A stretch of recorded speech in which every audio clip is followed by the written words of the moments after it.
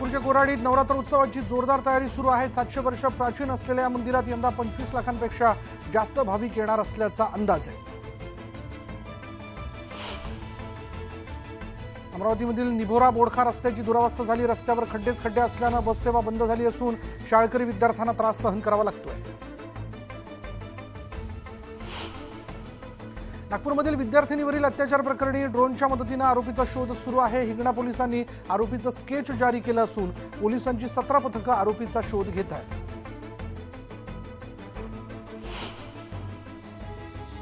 अमरावतीच्या दर्यापूर भातकुली मार्गावर अपघात झाला। या अपघातात 4 जण गंभीर जखमी झाले असून एका महिलेचाही यामध्ये समावेश आहे।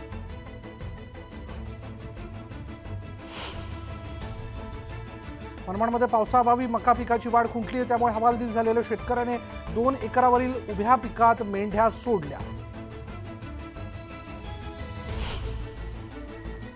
नांदगाव तहसील कार्यालयासह मनमाडमधील सेतू सुविधा केंद्र 10 दिवसांपासून बंद आहे, त्यामुळे नागरिकांची मोठी गैरसोय होते। अमरावती जिल्ह्यातील 14 पंचायत समिती अंतर्गत येणाऱ्या 77 शाळांमध्ये 93 वर्ग खोल्यांचा प्रस्ताव मंजूर झाला आहे। पहिल्या टप्प्यात 23 वर्ग खोल्यांचं बांधकाम होणार असून 2.5 कोटींचा निधी मंजूर करण्यात आला आहे। बुलढाण्याच्या नांदुरा तालुक्यातील गोंड गावात अतिवृष्टीमुळे नुकसान झालेल्या शेतकऱ्यांचं नुकसान भरपाईसाठी अजब आंदोलन सुरू करण्यात आलंय। राजेश काळे असं शेतकऱ्याचं नाव असून त्यानं झाडावर बसून उपोषण सुरू केलंय।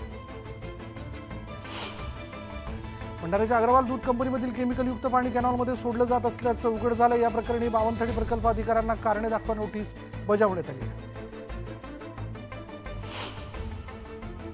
पीएफआय विरोधात केंद्रीय तपास यंत्रणा ऍक्शन मोडवरती आल्यात। महाराष्ट्र, दिल्ली, एनसीआर, बिहार, राजस्थानमध्ये एनआयएची शोध मोहीम सुरू आहे।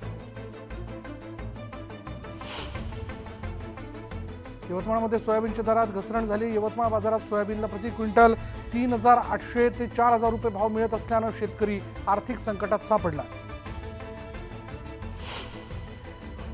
वाशिम जिल्हा परिषदेच्या मुख्य कार्यकारी अधिकाऱ्यांनी 27 ग्रामसेवकांवर कारवाई केली आहे। सांडपाणी आणि घनकचरा व्यवस्थापनाच्या कामात कुचराई केल्यानं कारवाई करण्यात आली आहे। कार्ला एकविरा देवस्थान आणि मावळ तहसील प्रशासन नवरात्र उत्सवासाठी सज्ज झाले। या काळात भाविकांची कोणतीही गैरसोय होऊ नये यासाठी बैठक आयोजित करण्यात आली होती। पुण्याच्या आंबेगाव तालुक्यातील थोरांदळे इथे 7 महिन्यांच्या चिमुकल्यावर बिबट्याने हल्ला केला। या हल्ल्यात चिमुकला थोडक्यात बचावला। येवल्याच्या गारखेडा इथल्या शेततळ्यात 7 फूट लांबीचा अजगर आढळल्याने खळबळ उडाली। वन विभागाच्या अधिकाऱ्यांनी या अजगराला नैसर्गिक अधिवासात सोडून दिलं। बारामती टीसी कॉलेज रोडवर अंडा भुर्जी विक्रेत्याला क्षुल्लक कार्डावर बेदम मारहाण करण्यात आली। या भुर्जी विक्रेत्याचा उपचारादरम्यान मृत्यू झाला असून पोलिसांनी आरोपीला अटक केली। पुणे बंगळुरू हायवेवर ट्रकमधून डिझेल चोरी करणाऱ्या टोळीचा पोलिसांनी पर्दाफाश केला। या प्रकरणी 4 जणांना अटक करण्यात आली आहे।